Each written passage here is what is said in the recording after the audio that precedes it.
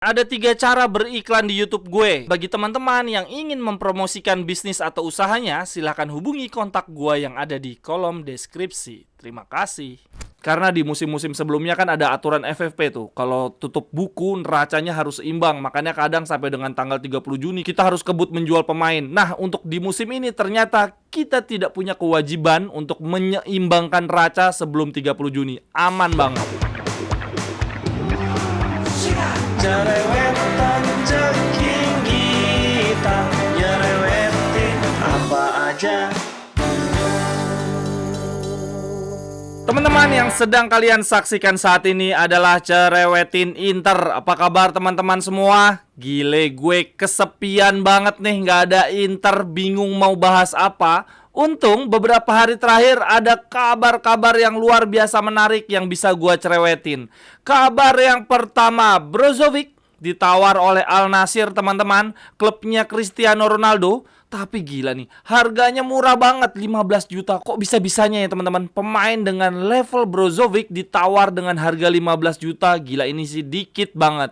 Tetapi sekali lagi bagi gue, Brozovic harusnya bertahan. Menurut gue pemain kita saat ini yang dari sisi skill, mental maupun pengalaman ada di level world class ya cuma Brozovic. Untuk pemain lain misalkan Barella, dari sisi skill dia memang level dunia, tetapi pengalaman dan mentalnya dia belum teruji. Kemudian untuk Lautaro Martinez, oke lah, skillnya dia level dunia, kemudian punya pengalaman juara dunia. Tapi dari sisi mental dia masih sering inkonsisten ya. Di saat-saat kita membutuhkan dia, seperti kemarin di final Liga Champions, dia malah melempem. Sedangkan untuk Marcelo Epic Brozovic sudah membuktikan ya teman-teman, di final Liga Champions kemarin dia adalah pemain terbaik kita. Lalu selang beberapa hari kemudian dia berhasil membawa Kroasia ke final Nation League dan dia menjadi pemain terbaik di partai final. Dan ini bukan untuk pertama kalinya Brozovic tampil di level tertinggi kompetisi ya, mencapai final. Sebelumnya dia pernah main di final Piala Dunia, tapi sayangnya kalah, cuma dapat runner up.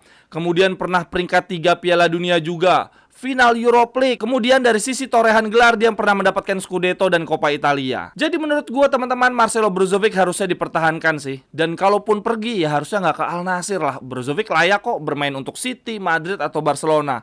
Bahkan ini menurut TV Delo Sport, Barcelona mengajukan penawaran ke Inter 20 juta. Nah, kalau menurut teman-teman gimana nih? Apakah Brozovic sebaiknya kita lepas atau kita pertahankan? Karena kalau kita berhasil menjual Brozovic, maka dalam waktu cepat kita juga akan segera ngebungkus Fratesi. Kemudian lanjut berita yang kedua dari Belanova, yang sebelumnya katanya mau ditebus oleh Inter ya teman-teman. Ternyata kita kemungkinan besar disalip oleh Torino.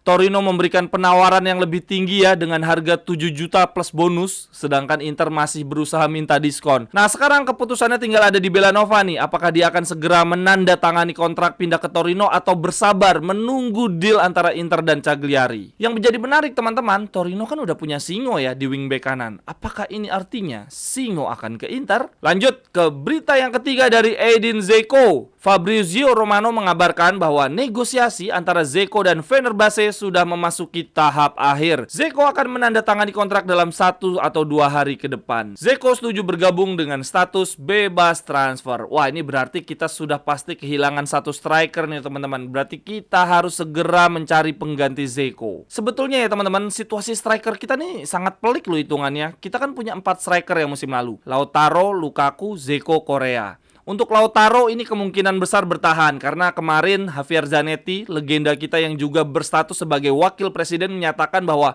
Lautaro Martinez bahagia di Inter dan akan bertahan. Oke, satu striker aman nih. Lalu striker berikutnya Lukaku, statusnya pinjaman. Jadi sekarang udah balik ke klub pemilik aslinya nih, Chelsea. Situasinya adalah Inter ingin meminjam lagi untuk tahun depan, tetapi Chelsea menolak ya. Chelsea maunya direkrut secara beli permanen, sedangkan Inter nggak punya uang. Lalu striker yang berikutnya Dzeko, kontraknya habis ya di musim ini. Inter sebetulnya ingin ada negosiasi perpanjangan kontrak ya, kontrak yang baru, tetapi gajinya terlalu kecil, sehingga Dzeko akhirnya lebih memilih berlabuh ke Fenerbahce. Lalu striker yang keempat, Korea. Wah, ini striker terburuk kita ya di musim lalu. Kita beli dengan harga mahal sehingga sulit dijual dengan harga murah.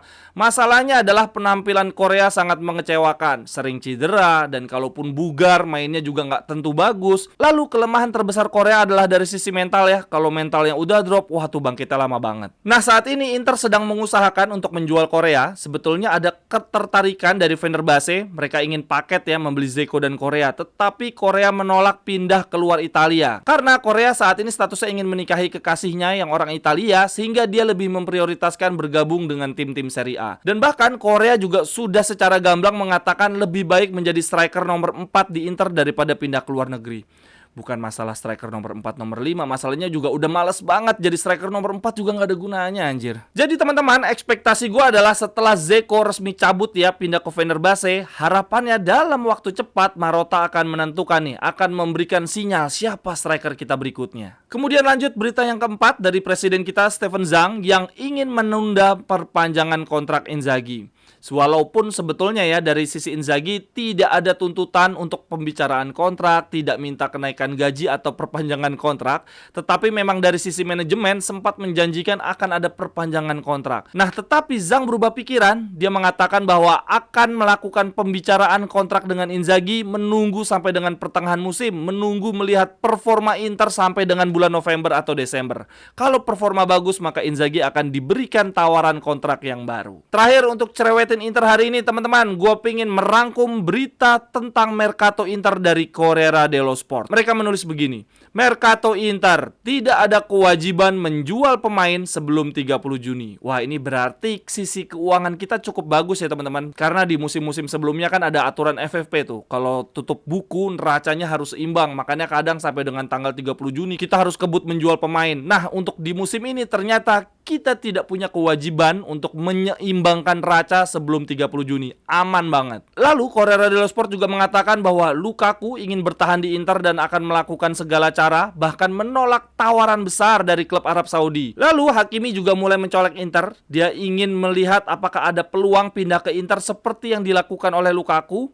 Kemudian Corriere mengatakan di sini Dzeko meminta gaji terlalu besar ke Inter dan Inter tidak menyanggupi sehingga lebih memilih Fenerbahce. Sekian dulu untuk cerewetan Inter hari ini teman-teman. Silahkan tuliskan pendapat teman-teman di kolom komentar. Sampai ketemu di cerewetan-cerewetan berikutnya.